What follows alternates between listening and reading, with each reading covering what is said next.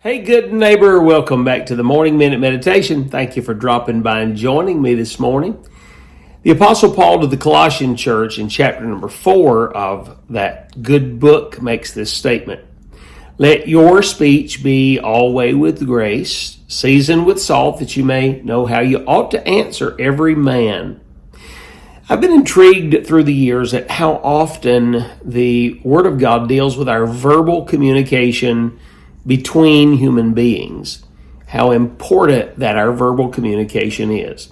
The Bible said that our communication is to be such that it doesn't offend and that it speaks the truth to every person that we encounter, but it is also to be kind and to be gracious. That being said, one of the things that has intrigued me through the years in counseling people along the way is how many folks' marriages are in trouble. Now, ultimately, the straw that breaks the camel's back, so to speak, is infidelity or money issues, or that's among the top. But what precipitates all of these things is a lack of communication. There was a Harvard study done of hundreds of young children in the kindergarten age and preschool age. They put a recorder on the playground and they wanted to record playground communications. Well, they found that the young ladies, most every one of them, as they spoke, every word that came out of their mouth was intelligible words. However, of the young boys, the noises that they made on the playground, 60% of the words were intelligible, as opposed to 100% for the girls.